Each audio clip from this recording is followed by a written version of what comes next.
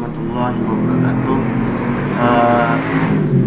Kami dari kelompok 4 akan menjelaskan mengenai materi Nature of Fraud, di mana ini adalah untuk memenuhi tugas ujian akhir semester yang akan dilaksanakan pada minggu ke depan maksudnya.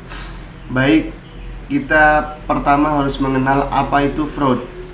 Fraud secara epistemologi itu adalah suatu tindakan melawan hukum yang dilakukan oleh orang secara pribadi. Kemudian menurut IIA bahwa fraud itu adalah susunan dari tindakan ketidakberesan dari secara ilegal yang dilakukan secara curang.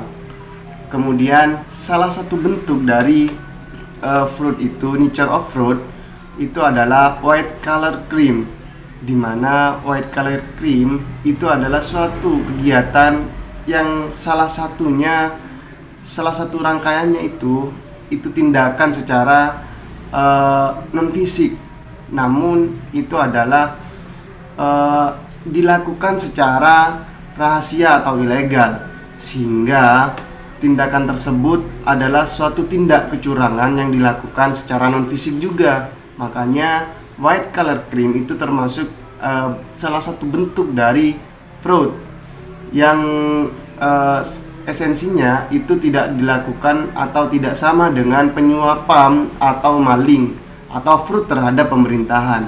Begitu kira-kira. Elemen dari legal fraud: 1. Dibuat dengan kepalsuan pengetahuan atau tanpa pengetahuan yang cukup pada subjek untuk menjamin sebuah gambaran. 2. Seseorang yang bertindak melampaui batas. 3. Sebuah kesalahan yang menggambarkan fakta material atau pada beberapa kasus yaitu pada opini. 4. Kerugian yang dibuat. Elemen dari white collar crime: 1. Maksud untuk melakukan sebuah tindakan yang salah atau untuk mencapai tujuan yang tidak konsisten dengan hukum atau kebijakan publik. 2. Menyembunyikan tujuan dan penyajian yang keliru oleh karyawan untuk melengkapi skema. 3. Kepercayaan yang dilanggar atau diingkari. 4. Tindakan sukarela oleh korban untuk membantu pelanggaran sebagai hasil dari praktek penipuan. 5. Kejahatan yang disembunyikan. FBI mendefinisikan white collar crime sebagai tindakan ilegal yang berkarakteristik penipuan, penyembunyian, pelanggaran terhadap kepercayaan, dan yang melebihi aplikasi atau melewati kekuatan fisik atau pelanggaran. Kejahatan yang dilakukan seperti mendapatkan uang, properti, atau pelayanan, atau untuk mengamankan seseorang atau keuntungan bisnis. Computer fraud atau kejahatan komputer. Mengingat komputer fraud dewasa ini semakin meningkat, metode dan cara untuk melindungi perusahaan dari komputer fraud masih sangat terbatas. Komputer fraud meliputi tindakan ilegal yang mana pengetahuan tentang teknologi komputer adalah sangat esensial untuk perpetration, investigation, atau prosecution. Dengan menggunakan sebuah komputer, seorang fraud perpetrator dapat mencuri lebih banyak dalam waktu lebih singkat dengan usaha yang lebih kecil. Kemudian, pelaku fraud telah menggunakan berbagai metode untuk melakukan komputer fraud. Berikut merupakan cara perlindungan yang terbaik untuk melindungi dari komputer fraud, yaitu A. Personal screening. B. Definisi pekerjaan. C. Pemisahan tugas.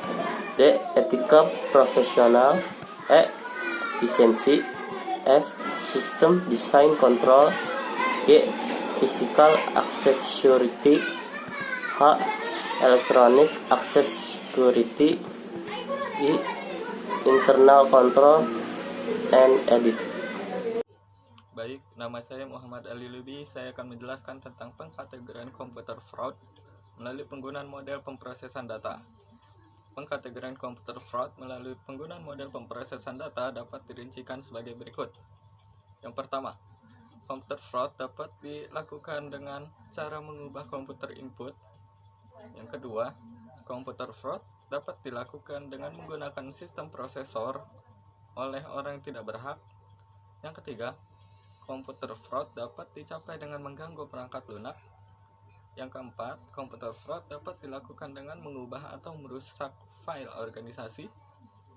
Yang kelima, komputer fraud dapat dilaksanakan dengan mencuri atau menggunakan secara tidak benar. Assalamualaikum warahmatullahi wabarakatuh. Perkenalkan, nama saya Muhammad Takwin. Nah, di sini saya akan membahas tentang internet fraud atau kejahatan internet. Saat dewasa, kejahatan ini dalam dunia internet atau maya telah melanda di semua sektor, tanpa terkecuali dalam bidang usaha. Cybercrime ini dapat dilakukan oleh individu maupun berkelompok via internet seperti blackmail, hacking, tracking, carding, denial of service attack atau DOS, pencurian identitas, serta kecurangan. Nah, cybercrime ini dapat terjadi kapan saja dan di organisasi mana saja. Dalam hal itu, cybercrime ini sangat sulit untuk dicegah dikarenakan memerlukan teknologi yang sangat canggih untuk mendeteksinya. Sekian dan terima kasih. Assalamualaikum warahmatullahi wabarakatuh. Saya akan membawakan materi tentang pertanggungjawaban fraud. Ketika terjadinya fraud, fungsi internal auditor bersifat protektif dan detektif, bukan konstruktif. Fungsi dan tanggung jawab internal auditor menurut standar Statement on Internal Auditing Standard nomor 3 yaitu: yang pertama, pencegahan dengan melakukan pemeriksaan dan evaluasi kelengkapan dan keefektifan. Yang kedua, deteksi. Saat melakukan deteksi, internal auditor harus memiliki pengetahuan tentang fraud. Yang ketiga, investigasi. Internal auditor harus dapat mengakses fakta dan seluruh investigasi dengan cara menjelaskan kebutuhan kontrol yang diperlukan, membantu internal auditor dalam memelihara pengetahuan tentang fraud. Yang keempat yaitu pelaporan.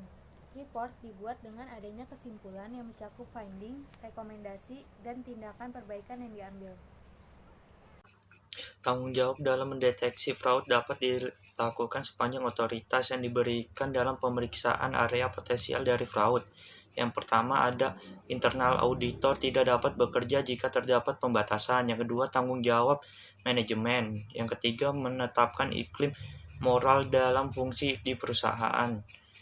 Yang keempat ada menyediakan organisasi untuk menyempurnakan rencana dan kebijakan yang harus dijalankan. Yang kelima ada menetapkan dan mengelola internal control. Yang keenam ada menetapkan dan mengelola jalur komunikasi dan sistem reporting dalam organisasi dan untuk mengetahui apa yang akan terjadi berikutnya. Di sini saya akan menjelaskan jika internal auditor diatur untuk bertanggung jawab dalam investigasi dari potensial kesalahan yang terjadi pada seluruh level, maka BOD harus memberikan otoritas sebagai berikut. Yang pertama, review dari komen pre-annual report. Yang kedua, audit seluruh konsultasi yang diatur dan dievaluasi. Yang ketiga, analisis prosedur organisasi. Yang keempat, review overall transaksi. Yang kelima, memiliki akses dalam menindak BOD. Yang keenam, review transaksi. Yang ketujuh, tes dokumentasi. Yang kedelapan, monitor kompleks. Yang kesembilan, menanyakan kepada manajer. Yang ke-10, monitor konflik. Sekian dari kelompok kami. Kurang lebihnya mohon dimaafkan. Wassalamualaikum warahmatullahi wabarakatuh.